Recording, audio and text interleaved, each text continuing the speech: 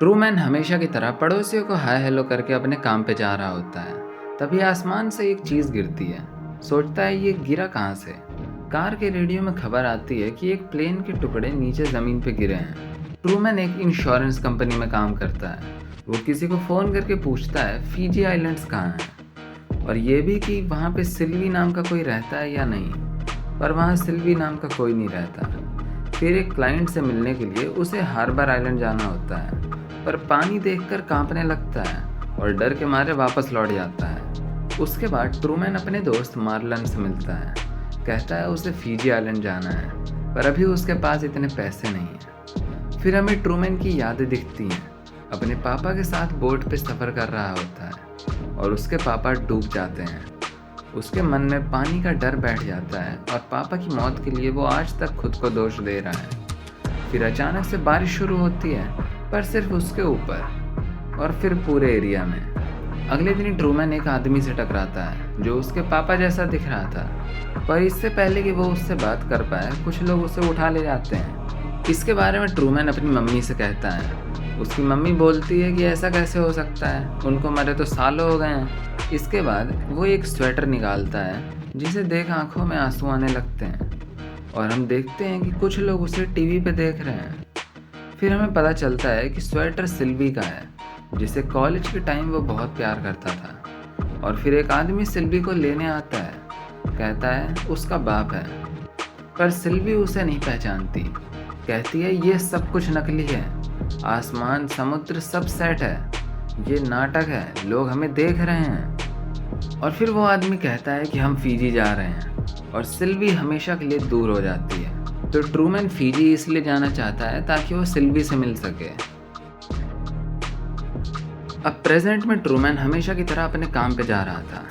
अचानक से गाड़ी का रेडियो खराब होता है और ट्रूमैन जहाँ जहाँ जा रहा होता है सब कुछ रेडियो वाला बोल रहा है, और फिर आसपास के सारे लोग कुछ देर एक साथ रुक जाते हैं। ट्रूमैन भागते हुए एक एलिवेटर में जाता है, पर एलिवेटर के पीछे उसे एक रूम दिखता है। ट्रूमैन को लगने लगता है कि कुछ तो गड़बड़ है, और डिसाइड कर लेता है कि यहाँ से दूर जाके रहेगा।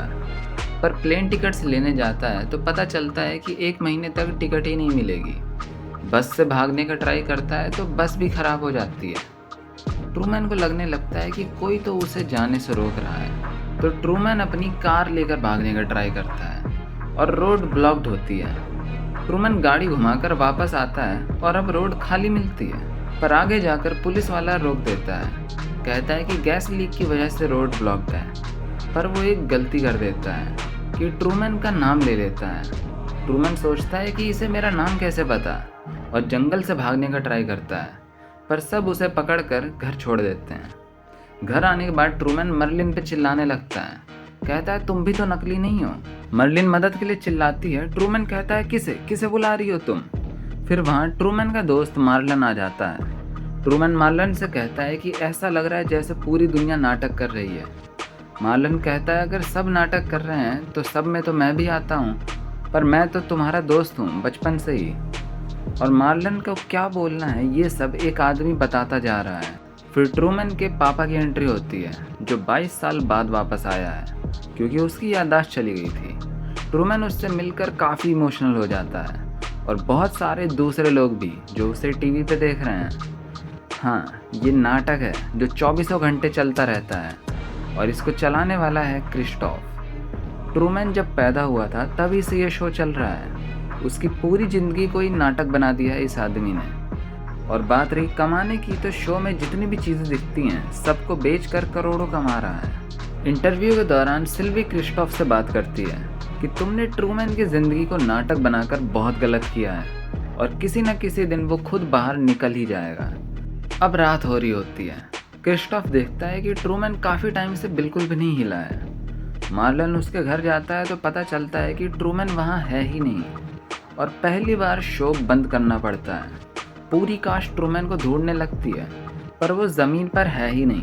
ट्रूमैन तो पानी की सवारी कर रहा है। डायरेक्टर ने उसके पापा से मिलाकर बहुत बड़ी गलती कर दी। अब ट्रूमैन का पानी का डर जा चुका है और निकल पड़ा है बाहर की दुनिया और सिल्वी से मिलने। क्रिस्टोफ ट्रूमैन को रोकने के लिए तूफान ले आता है, पर ट्रूमैन हार नहीं मानता। कहता है अगर मुझे रोकना है तो मुझे मारना होगा। और क्रिस्टोफ तूफान और तेज़ कर देता है। ट्रूमैन की हालत काफ़ी ख़राब हो जाती है और वो मर न जाए इसलिए तूफान बंद कर दिया जाता है और ट्रूमैन पहुंच जाता है आइलैंड के छोर पे। उसकी खुशी का कोई ठिकाना नहीं रहता। बाहर जाने का रास्ता भी दिख रहा होता है और फिर क्रिस्टोफ पहली बार खुद ट्रूमैन से डायरेक्ट बात करता है। कहता है जितनी ये दुनिया नकली है उतनी ही बाहर की भी है। बस एक फ़र्क है कि यहाँ तुम्हें डर के नहीं रहना पड़ेगा, पर बाहर तुम्हें डर के रहना पड़ेगा।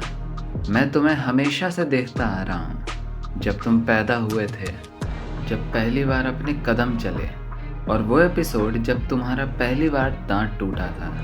ट्रूमैन, क्या तुम सच में जाना चाहते हो? तुम्हें करोड़ों लोग देख रहे हैं, कुछ तो कहो।